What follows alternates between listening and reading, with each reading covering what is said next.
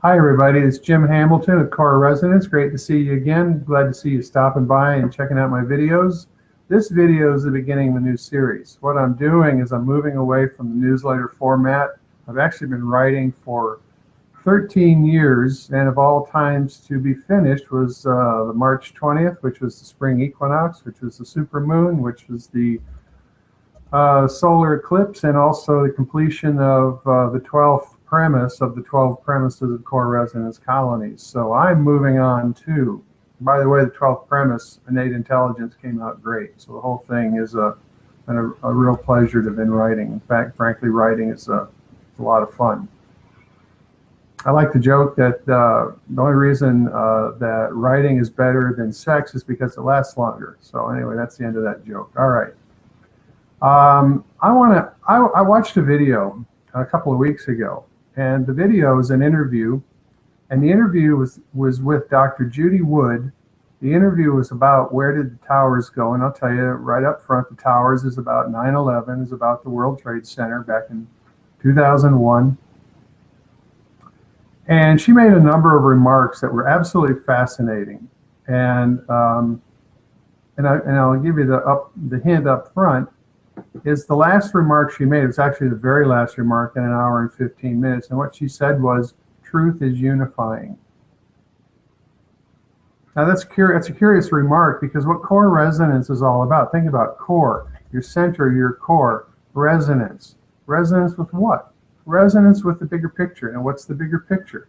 There's an order that everything shares. Question mark on that?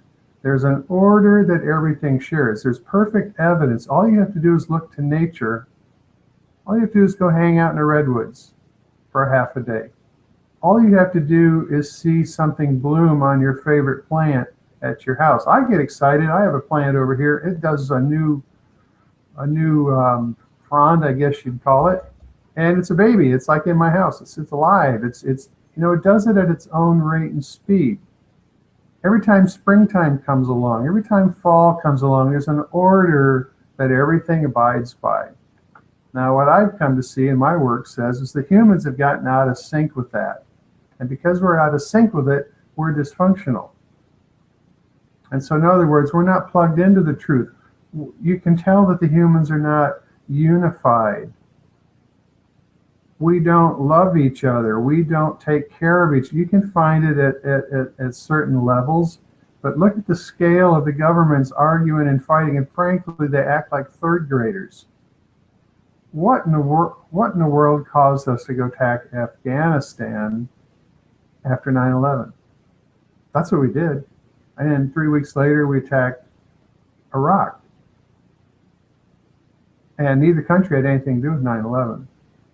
But so this retaliation, let's just call it retaliation. I mean, what the hell kind of sense does that make? So what I want to talk about real quick and use this analogy, because Dr. Judy Wood has a massive background, and I'm going to try to read just a little bit about her so you can understand. So you can understand this truth is unifying remark that I think is so important. I have to read just a little bit. Dr. Judy Wood earned a PhD degree from Virginia Tech and is a former professor of mechanical engineering. She has research expertise in experimental stress analysis, structural mechanics, deformation analysis, materials characterization, and materials engineering science. Her research has involved testing materials, including complex material systems, in the area of photomechanics or in the use of optical and image analysis methods to determine physical properties of materials and measure how materials respond to forces placed on them. Her area of expertise involves interferometry, in forensic science. She taught graduate and undergraduate engineering classes and has authored or co-authored over 60 peer-reviewed papers in journal publications in her area of expertise. Well, let me tell you what she says about 9/11. She says the buildings did not come down by demolition. That's what it looks like. All you have to do is look at buildings that were demolished where they used demolition charges, and it's an identical process of the buildings falling. They kind of fall in on themselves. They kind of fall in basically the footprint of their base, if you will. And the 9/11 buildings, the World Trade Centers did exactly that. And of course, we have the third building, another 47-story modern steel building, fell all by itself. It's true that the owner of the building said to pull it, which is a demolition term, and then the building came down. But the point is, she says that's not what happened. She says, look at the evidence. All she's looking at evidence. She doesn't even want to know who did it. She's not into that part yet. All she wants to know is what happened. She says the buildings were dustified. They turned into dust in midair. That's what she says. She says there was almost no material on the ground by comparison to the amount of material that was in the air that the buildings were built out of. The amount of steel, the amount of concrete, all that stuff. She said it turned into dust. Dustification. When you pulverize something, you have stuff left over, like grains of sand. When you pulverize something, that's different. So dustification is the term she created. She shows in the video a big shard of steel that's maybe 2 stories, 3 stories high. I don't know how big it is. It's hard to tell. It's huge. And she shows it what appears to be, and actually, for lack of a better expression, and vaporizing. Now, vaporizing suggests heat, and that's not what happened. She says that steel turned to dust. Now what her big point is, we've got evidence that something unusual happened at 9/11. But what she talks about is the dissonance of the architects and the engineers who normally love their country, feel at great loss because there was never any forensics ever done after 9/11. We didn't do anything. All we did was we shipped the steel to China. That doesn't make any sense.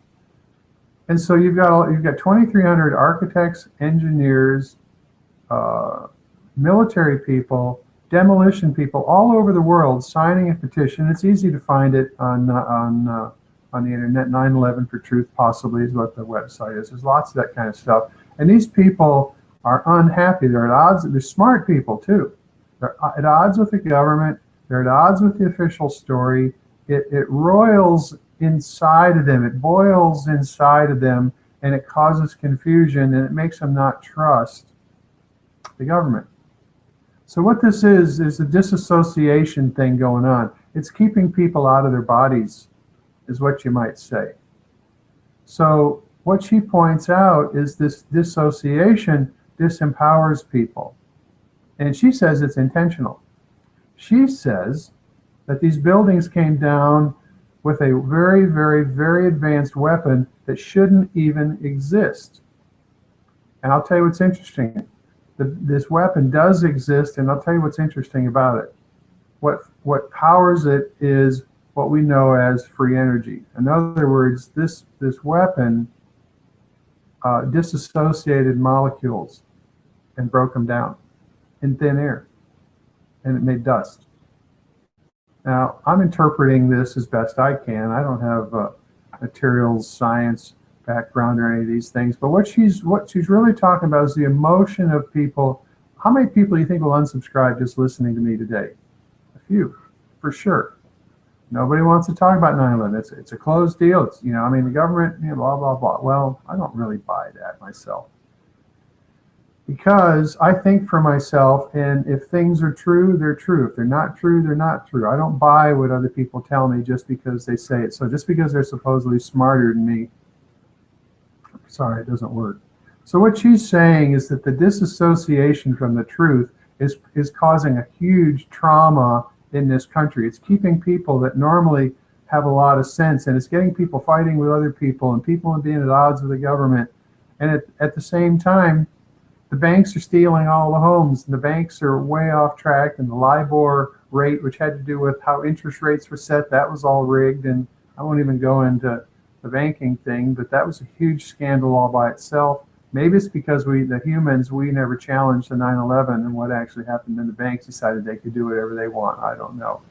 But this disassociation and this dysfunction going on, I don't, so how disheartening was it to see the video of the policeman shooting a man in the back, shooting him 8 times, and then moving a taser from one position to another to make it appear that he ran off with the taser, which isn't what happened. And It's disheartening. Disheartening. What's disheartening mean? It's getting us out of our center. And this is why she says truth is unifying. This is my point. This is my point. This is my statement. Truth is unifying. Now, what core resonance is all about is the idea that our nervous system is our center. Our nervous system is like a living antenna system, and we can point our nervous system, and we can plug back into what I call innate intelligence. What's innate intelligence? It's the order that everything shares. It's a governance that everything shares. Everything in the mineral kingdom.